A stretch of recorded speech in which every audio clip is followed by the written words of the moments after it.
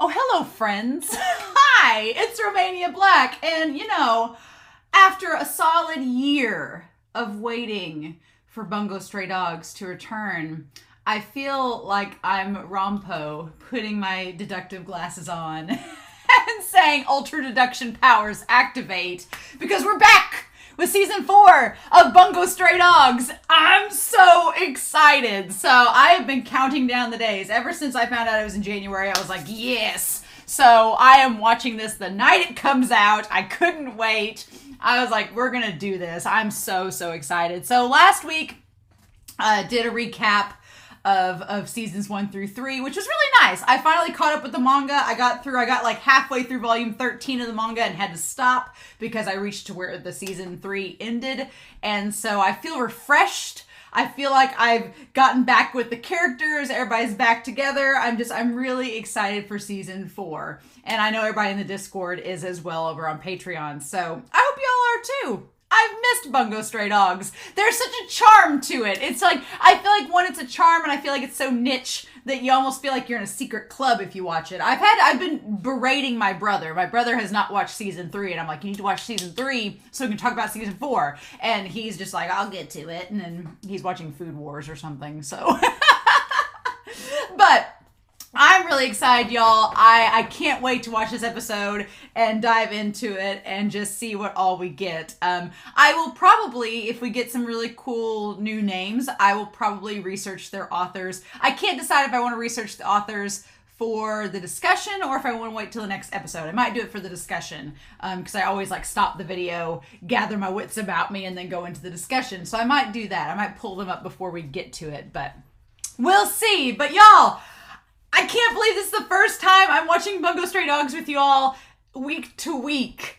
And I'm really excited because I don't get the opportunity often to watch series week to week. Like I did it with Spy Family, and I'm doing it with My Hero Academia, and I did it with Chainsaw Man. But this is like the most I've ever done week to week with y'all. And it's very exciting because what's going to happen? We don't know. So we're all finding out together, but let's see how this adaptation goes. I'm anime only. As always, for those of you that are manga readers, please do not offer me hints, clues, theories, things like that. We'll figure it out as we go. Help me to be as blind as I can be going into these, as spoiler-free as I can be, so that I can have the most fun giving you all wild theories and just having a good time. And this hair is like out there, so... But let's not waste any more time, y'all. I'm ready to dive in, shall we? So we are going to start episode 1 of season 4 of Bungo Stray Dogs. Technically episode 38. And we're going to do that here in 3, 2, 1. And let's do this.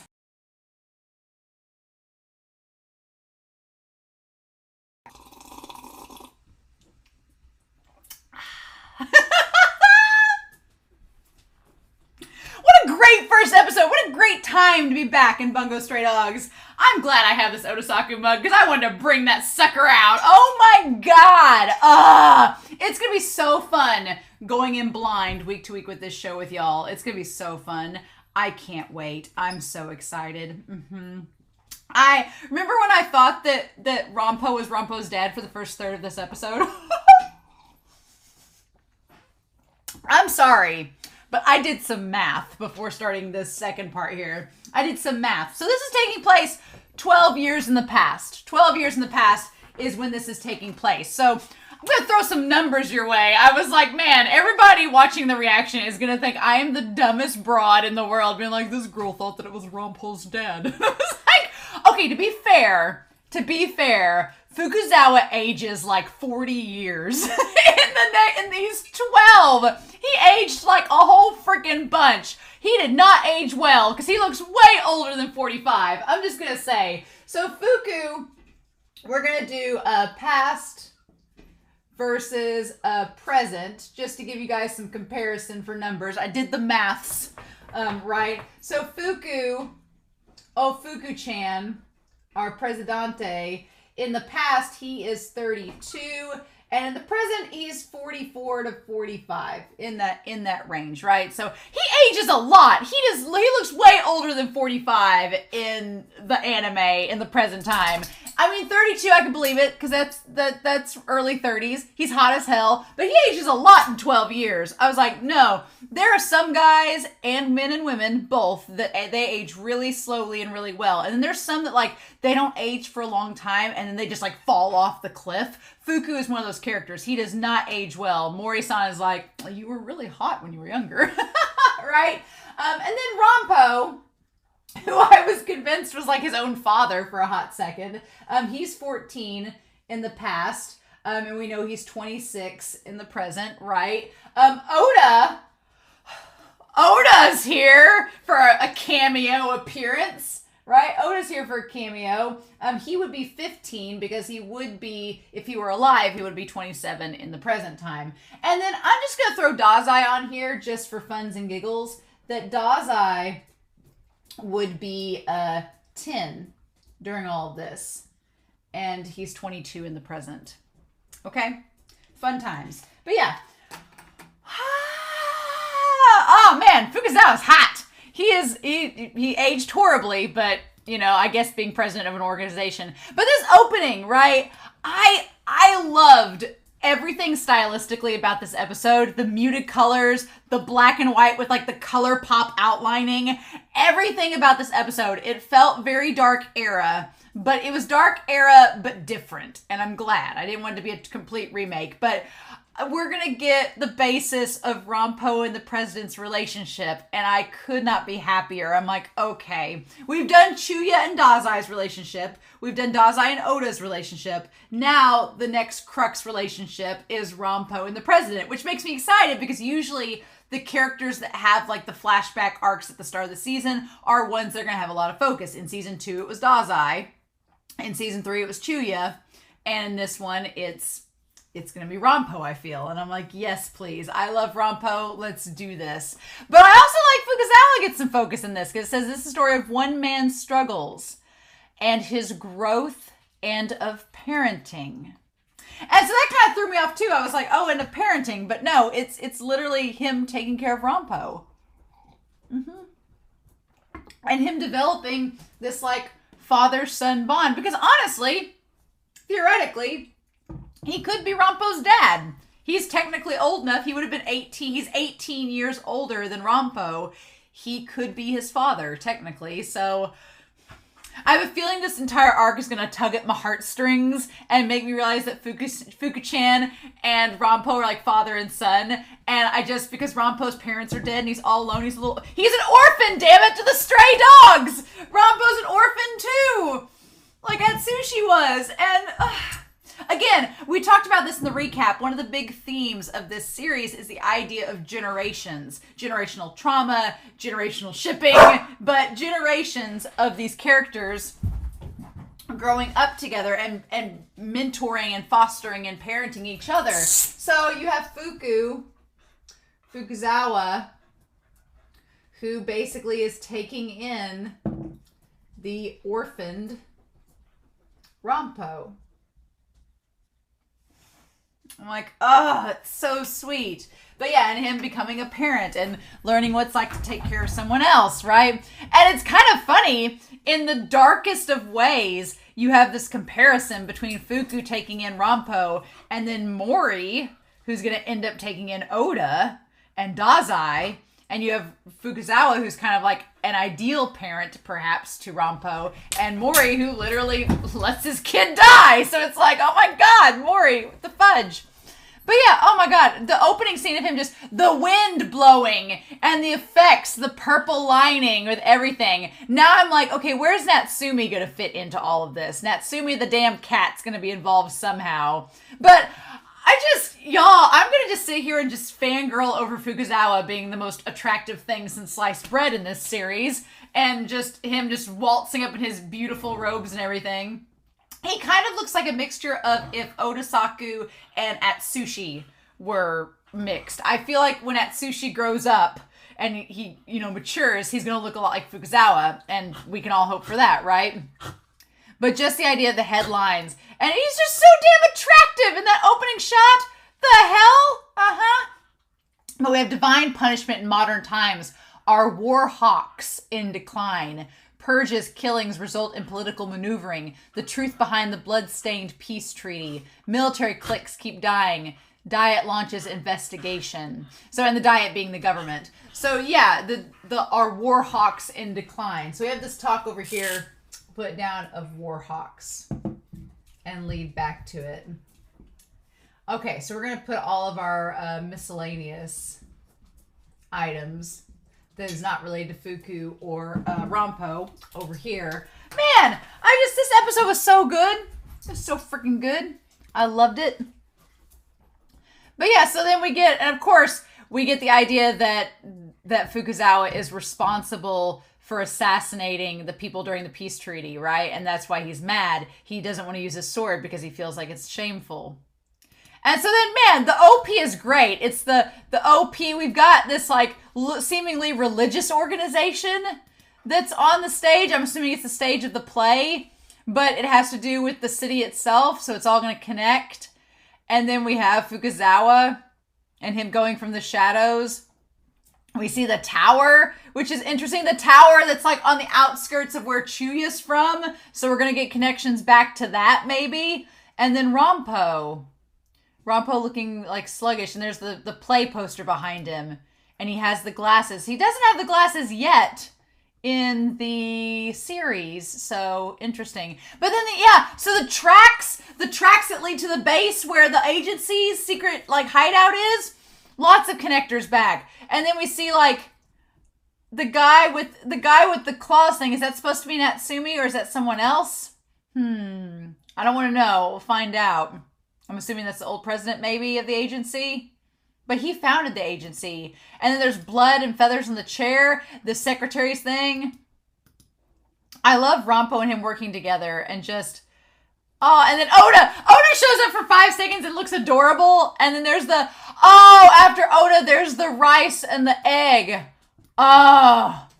And then we see, like, the eyes of the president and Ranpo. I love this OP so much. I'm assuming it will change over time because of the episodes, because it's kind of like Dark Era. But man, like, everything about this, the wind blowing, the blood being like, the red being color spotting in the black, like the only thing we see that's color is the purple outlining in the red blood. Oh, it's great. It's so good. I love that it stays consistent. Like, it's a nice flashback. It feels very noir, right? Which the episode's called The Lone Swordsman and the Famous Detective. Right? Oh my God. Mm-hmm.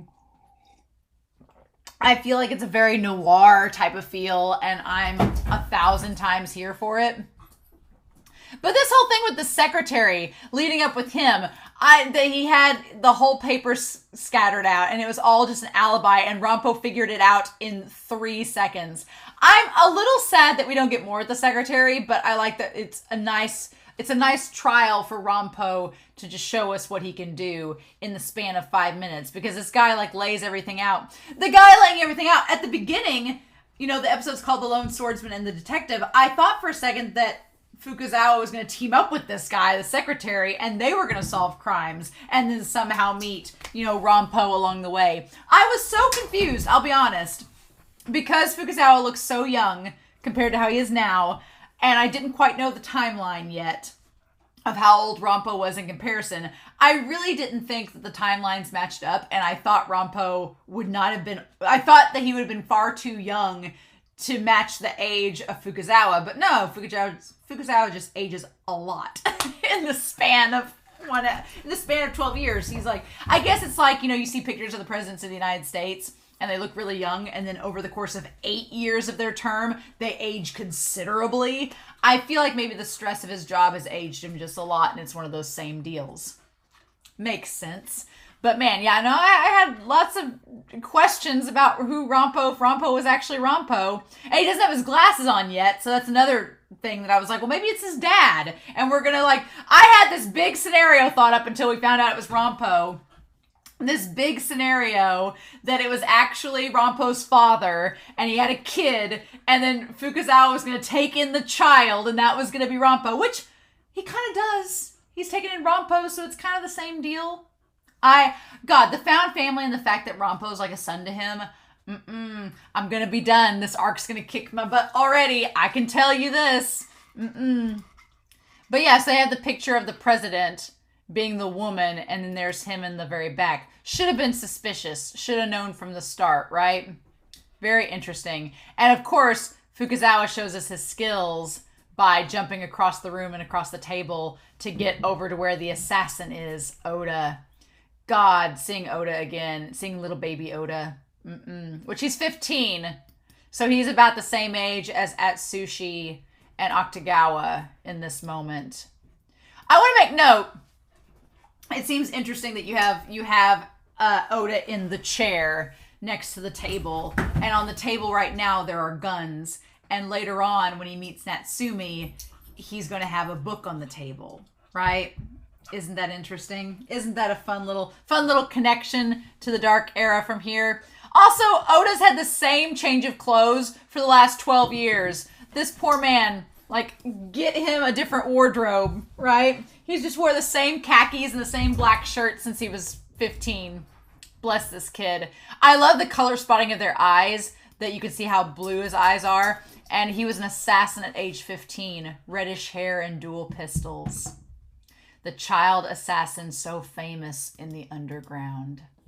So Oda, back in the day, Oda was the child assassin in the underground. And at some point, we don't know exactly when yet, but at some point Oda stopped killing. At some point he stopped. My gut tells me it's when he met Dazai that he stopped killing, but we don't know that, right?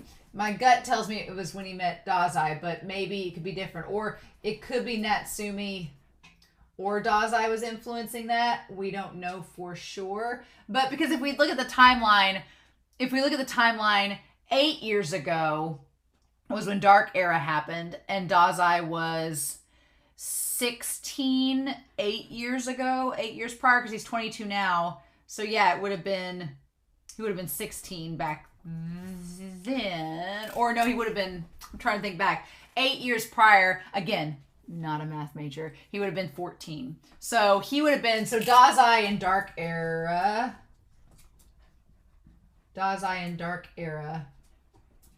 8 years prior. Well, Dark Era was 4 years prior. So then back in the start of Dark Apple, it was 8. He was 15, so it was okay. So when he met Chuya, he was around 14 to 15 when he met Chuya, and then Dark Era would have been 4 years after that, so he would have been around 18. Okay. And Oda knew Dazai around the time he met Chuya, so maybe that was around the time he stopped killing, when he met Dazai, who was the same age as him. Again, there's like all the generations that you have to play. You have Fuku and Oda, and now you have Oda and Dazai, and you have Fuku and Ranpo, and now you have Dazai and Atsushi, and it's just generation upon generation influencing one another. It's fascinating, and I love that about Bungo Stray Dogs. But man, God. And then Ranpo shows up. He just shows up on the scene. He's like, you're the secretary, you'd better find it. I don't have the slightest interest in the fingerprints in this room. He's like, I'm already here and I already know who the killer is. This is the presence office. So Fuku realizes very quickly that Ranpo has an amazing power of deduction. He's super smart. He can instantly deduce situations. But the thing is, he doesn't think he's special. He thinks everybody else has the same ability. He's like, what? This is obvious, right? You guys, why are you guys hiding this and acting dumb? He thinks that everyone is playing dumb for some reason. He doesn't get that he has a special skill that makes him stand out others. His deduction skills are better than others. And so I'm curious. I think that at some point to make Ranpo understand, or to try to make Ranpo understand that he's different than others and has this ability, Fukuzawa is going to make it become an ability. He's going to be like, oh, when you wear these glasses, you can activate this power and you're super smart and deductive. And Ranpo's going to be like, okay, I guess I'll try it. And then what will happen is history as we know it, that's when his ability activates, right? That's really, really cute. But yeah, he figures out like a hot second that it's the secretary that killed him and just pieces it all out like Sherlock style. Messes everything up and does it perfectly. And the execution of this scene is so well done. I absolutely love it. Like he completely figures the secretary out in full force. And then he looks over to Fukuzawa and he's like, you're slacking on the job. He's like, you're supposed to be figuring this out. Why are you being lazy? And Fuku's like, I didn't figure this out. I thought it was Oda. And he says that Oda was probably hired by him and then was kidnapped and framed. And then, yeah, he throws everything at him. And then the secretary tries his best to keep calm. But Oda manages at this point to be like, okay, time for me to go. And he just gets out. He's like, I have no intention of fighting you. And then Fukuzawa's like, don't add more guilt to... Poor Oda's pants are like not big enough. They're like all baggy on him, right? And so he says, you can get off with a lesser plea if you stop now. Ah, God, Oda. And him being like, nope, not gonna do it. And just him bouncing around the room and knowing he can use flawless against the president. If you told me we were gonna start season 4 out with the president of the agency fighting a kid version of Oda, I would have thought you were high. But here we are. So, oh my God, this is just incredible. I love this fight. And he fights him handcuffed, grabs the guns, and like gets him like loaded with his hands tied behind his back. And to show the distinct difference between Oda now at this point in the episode and the Oda as we know him, he like doesn't hesitate. He doesn't shoot Fukuzawa, but he moves back from him, uses his tact to spring from him, and like jumps off the table and shoots the secretary like right in the head. Like looks at the secretary like no remorse and is like, nope. And shoots him with, despite Fukuzawa saying whatever, like kills him dead. And says there's no forgiveness in this world. Only revenge. And to know how Oda ends up, right? Oda says there is no forgiveness. No forgiveness, only revenge. Comparing that to what he tells Dazai later about if you can't change the world, at least become someone good and fight for good. Just the difference in him. The difference in Oda from now to what we see in the Dark Era is a very stark contrast. And then this was 12 years ago. That's 8 years. 8 years of difference, right? And we know for at least 4 of those years he's known Dazai. So, And he drops the guns and leaves. I like that Ranpo's like, call an ambulance, he's dead. Like, why would we do that? Like, the secretary's dead. We don't need an ambulance. That part's over. And yeah, so clearly, we don't get to know if Oda escapes. We assume maybe he does if he just walks out, or what happens. We aren't really given an answer as far as that goes, but we'll see, right? But then, yeah, Ranpo eating all of the red bean soup. Again, we want to talk about comparisons, right? So if we're going to compare here, you have Oda to Dazai about being quote unquote good. And maybe it could be that he was influenced by Fuku. Maybe, we're not sure yet. But then you have this whole thing where you have Fuku eating the dinner with Ranpo, who's stuffing his face. And that is very similar to Atsushi eating and stuffing his face in front of Dazai. So again, the parallels, all the character parallels with these pairings as they go, right? And saying, why don't you eat the rice cake? And he's like, it's not sweet.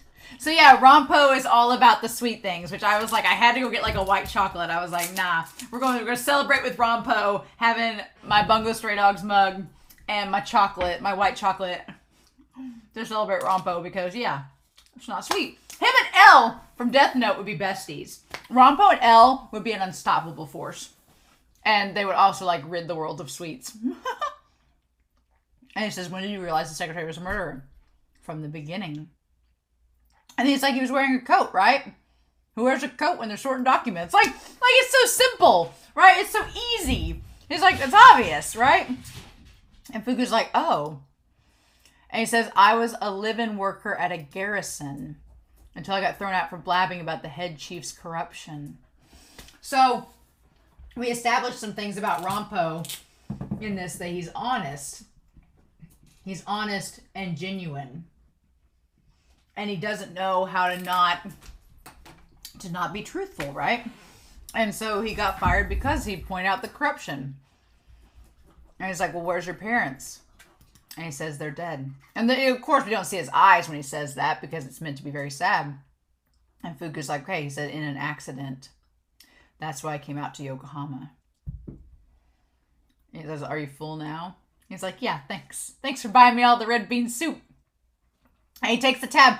But, oh my God, when Ranpo puts his little hands on top of Fuku's, like just being the most innocent, this 14-year-old kid that has no parents, no job, no place to stay, and he puts his little hands on top of Fukuzawa's, I can't, y'all. I just, nope.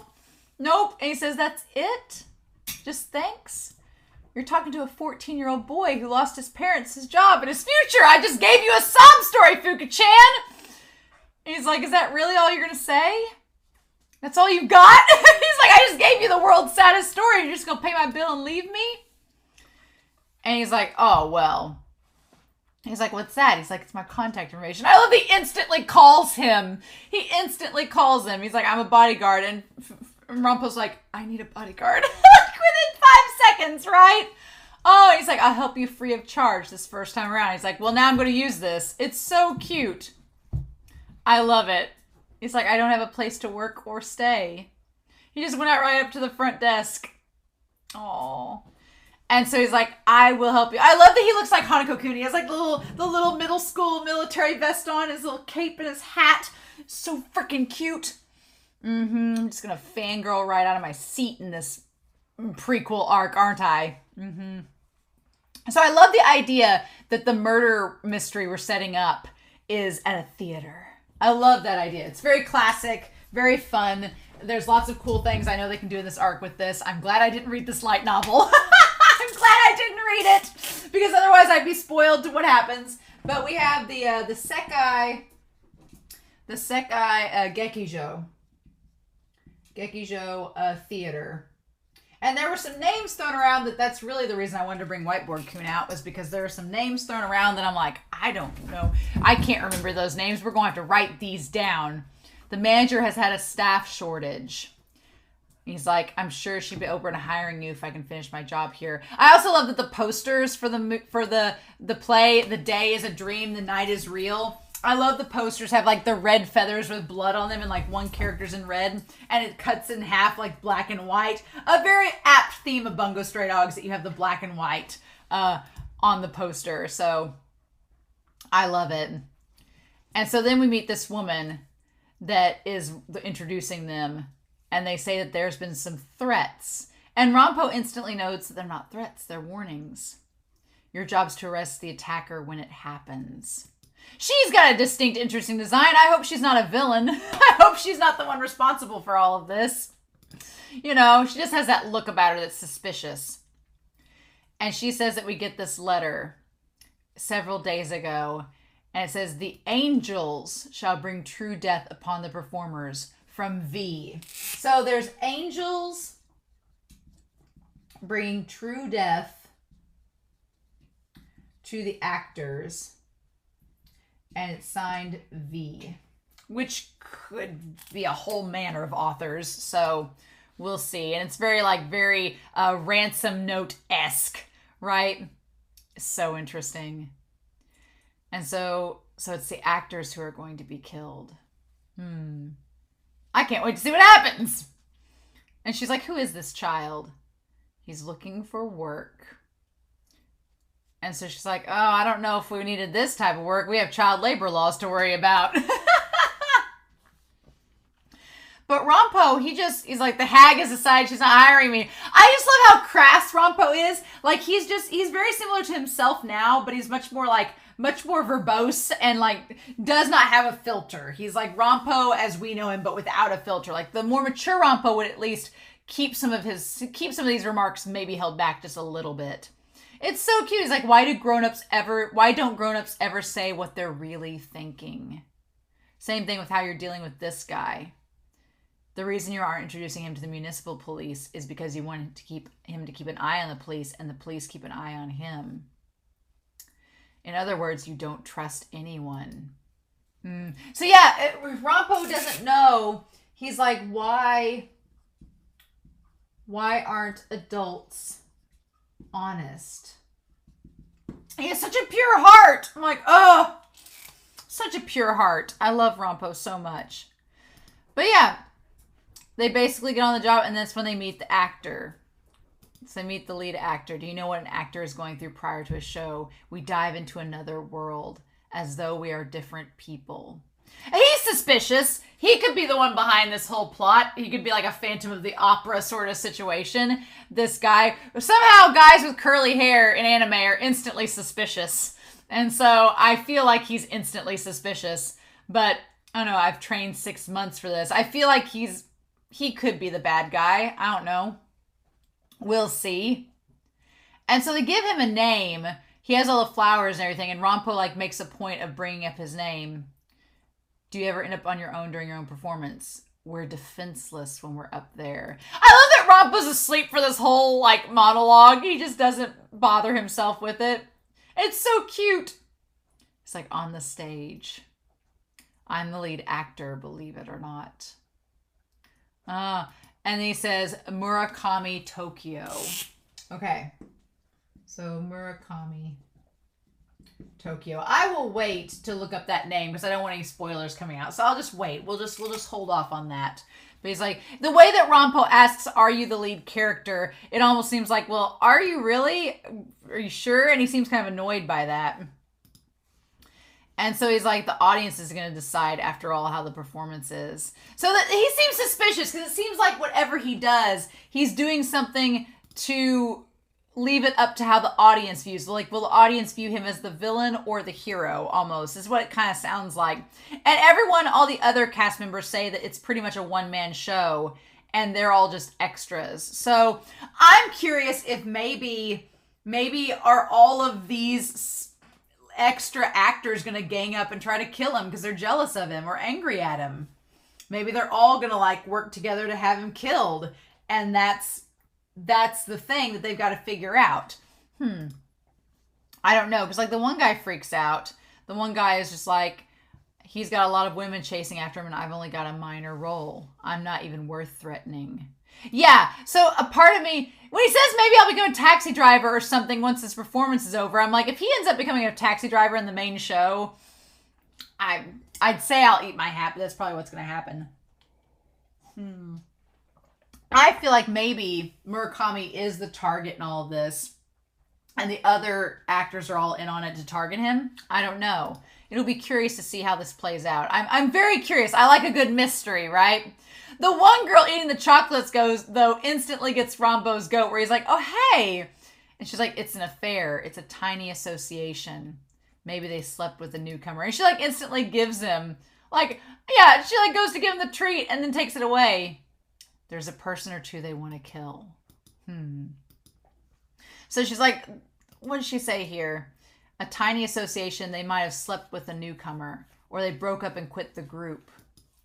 I'm sure there's a person or two they want to kill. So again, she's trying to like cause a misdirect and lead Fuku to think that it might be someone that was kicked out of the play that is the threat. But I don't know. I feel like, yeah, Murakami might be in danger. Either it's a couple of things. Either Murakami is staging this whole elaborate thing and maybe staging like his own death or something, or he's staging someone else to be killed on stage, or he's just kind of an asshole and he's going to be the victim and all these others in the green room are all in on it and they all want to kill him together because they don't like him or something like that. I don't know. I can't wait till next week to see how this goes down because it's so interesting. But yeah, poor Fuku-chan, he's like, I'm not a detective, I'm a swordsman. I don't get this. And then, of course, Ranpo's like, they have potato chips in the chocolates. And then, of course, he sees the newspaper. Faceless assassin punishes war hawks behind the serial murders of military cliques. So yeah, the war hawks were murdered by Fuku. Fuku-chan. All right. And then, yeah, Ranpo's just, he's like, someone's going to die soon and the theater's going to get shut down. Like one person. Like he says somebody's going to die. Like Ranpo already, I'm sure, has figured it all out. He's just waiting for it to go down or waiting for it to get closer so that they can tackle it. Neither the theater nor the municipal police are taking the threat seriously, regardless of the motivation behind the threat. And that's when Ranpo's like, it's not a threat, it's a warning. They're not asking for anything. They're just saying something's going to happen. It's a declaration. I love this explanation that Ranpo gives it. Like, a threat has an offer behind it. This does not. It's like, we're just going to kill the performer. And he's like, I heard what the letter said. And I love that we see, like, we hear the voices in the background. He's like, I know what the letter said. Like, the one that he finds. When did you realize the secretary was a murderer? From the beginning. He's like, the boy must see truth. So he's convinced that Ranpo does have an ability. He's like, yeah, this is his ability. He can see the truth in situations. He's like, do you believe everyone else notices all the things that you notice? And Ranpo's like, well, and we see it all in color now. What's funny is we see everything when he flashes back to go in the flashback, we see things in color, which is kind of hilarious, right? It does the polar opposite of what a flashback does. A flashback normally shows you things in black and white. This shows us things in color, which is kind of fun. We actually get to see what they look like. It's like, he doesn't understand that nobody else knows anything. He looks so innocent there. Ranpo looks so cute. It's like, oh, he's convinced everyone else already knows the truth. And he asks him to do a deduction of him. He's like, I'll go take you back to my place. Tell me what you know about me. And he's like, okay, you're in your early 30s. She's 32. He says, you're a bodyguard, a master of martial arts. You're single, no co-workers, right-handed. And you chose a seat by the wall at the restaurant because you must be a swordsman as well. And the reason you don't use your katana for work anymore is because you're ashamed of your last job. And that gets him, right? What's a job that involves swordplay that you'd be ashamed of? And he's like, and then he brings up the thing in the news, right? You were grimacing a bit when you looked at the newspaper. And so he says, are you? And that's when he tells him to be quiet. And I don't know if the president was using his power in that moment. If he used his power. Because Ranpo's kind of like, oh. Like he gets kind of flustered by it. I feel like he used his power to like silence his ability. Maybe, right? And then Ranpo's just kind of like stares up at him like, yeah, I'm fine. This boy's the real deal. Because he says all men are created equal. I wonder if he used his power just to make him stop. And Ranpo just looks so flustered, right? If we do well, I'll give you more work. And then Ranpo's like, okay. And he just doesn't say anything. What a good episode. So yeah, sorry that I thought that Ranpo was not Ranpo. For like half the episode. That's what you get when you go in blind, right? I'm sure I'll get a bunch of comments about it. But you all know the truth. If you stuck around this long. But yeah. I really love, so far, the dynamic between Ranpo and Fuku-chan. I love the dynamic between them. I love that Fuku is very set in his ways. He's very mysterious. Very brooding. And Ranpo has just this, like, childlike innocence surrounding him where he's like, he's looking at the world so purely and genuinely, right? But I feel like he already has an idea of maybe who the murderer is. He's just waiting for it to all unfold, right? So that's going to be interesting. See what we get out of Murakami. We've seen Oda in this, so the big question is, are we going to see Baby Dazai? Are we going to see Mori Senpai? Are we going to see Natsumi? Who else is going to make an appearance in all of this? I feel like we're not going to see Atsushi or Akutagawa because they would be babies at that point. But who knows? And then the fact it's all taking place in like this noir theater is so fun. It's like checking off, this episode has checked off all the boxes. It's like you got Oda, you got Ranpo, you got Fukuchan, you got noir, you've got mysteries, you've got crime thriller. I'm like Bungo Stray Dogs, you just came back in full force and said, Romania, we got you, girl. I'm like, yes, please.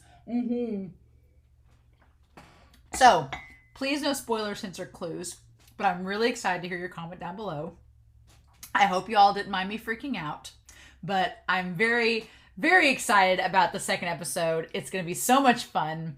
I hope you all have a wonderful week. Please stay safe, take care, and yes, we are going to be back next week with episode 2 of season 4 of Bungo Stray Dogs.